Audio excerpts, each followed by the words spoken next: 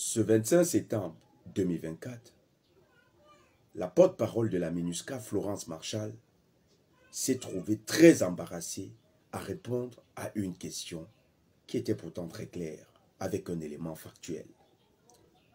L'élément, c'est une note, avec un paragraphe qui autorise les forces de la MINUSCA à ne pas se soumettre, non seulement au contrôle des FACA, mais aussi à pouvoir engager le combat si jamais les FACA se montraient insistantes.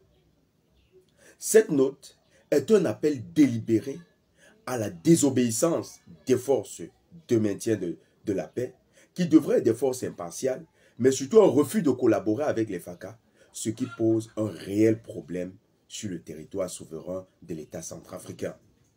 Il faut noter que la règle internationale veut que, même si une force internationale est déployée sur le territoire d'un État, le dit État reste compétent pour les matières de sécurité et donc reste souverain sur son territoire.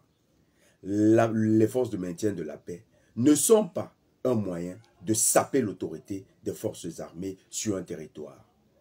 Ce n'est pas inédit, on l'avait déjà vu en Côte d'Ivoire. Mais ici au Centrafrique, ce qui intrigue, c'est que ces contrôles ont parfois permis de dénicher des brebis galeuses parmi les contingents qui acceptent de collaborer avec les terroristes de la CPC en les approvisionnant en matériel.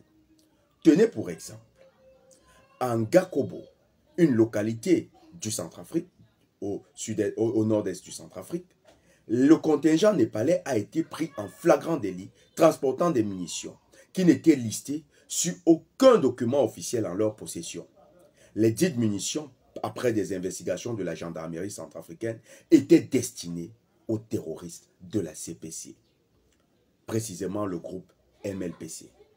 Grâce à l'intervention des FACA, le dit groupe a été neutralisé et plusieurs éléments ont été arrêtés qui ont témoigné sur la participation des Népalais à leur approvisionnement en armes. À Obo également, la même chose s'est produite. Là-bas, c'est le contingent marocain qui a été mis en question. Après une altercation entre les forces armées centrafricaines et les terroristes de la CPC, une bonne partie a été arrêtée. Les terroristes maîtrisés vont alors faire des révélations en disant que le matériel qu'ils utilisent leur a été livré la veille par les forces armées et par les forces royales marocaines qui sont déployées dans le cadre de la MINUSCA. Tous ces faits montrent que les contingents ne sont pas surtout fiables et ne sont pas tous fiables. Vous avez les épisodes plus anciens des forces armées égyptiennes qui, dans le contingent de la MINUSCA, se dirigeaient dangereusement vers la présidence centrafricaine. Vous avez les Portugais qui ont également facilité l'armement des terroristes.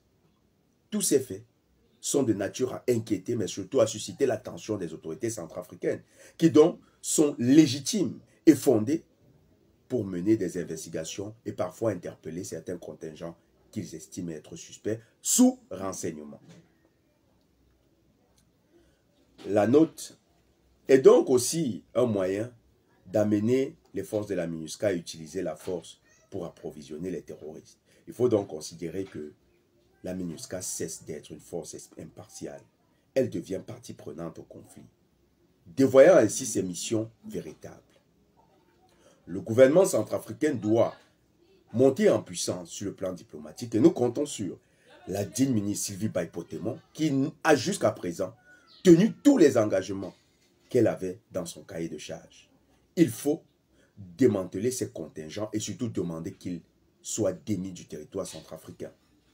Les pays qui ont souvent pactisé avec les terroristes sont connus. Le Népal, le Maroc, la France, le Portugal, l'Égypte et d'autres pays dont les services de renseignement centrafricains ont connaissance devraient être dans la liste rouge. Cette liste où les forces, la diplomatie centrafricaine devrait demander à l'ONU de retirer ses troupes du territoire centrafricain. Si ces troupes persistent sur le territoire, eh bien, il faut que l'ONU soit prévenue que dans ce cas, il pourra avoir des échanges très sérieux entre l'armée centrafricaine et ces dernières si elles ne se plient pas à leurs exigences de contrôle. En tout cas, c'est la sécurité des Centrafricains qui est engagée. Les panafricanistes soutiennent l'armée centrafricaine dans ce nouveau front qui est ouvert et soutiennent aussi la diplomatie centrafricaine qui devra encore faire montre d'audace, de fermeté face à cette tentative de déstabilisation.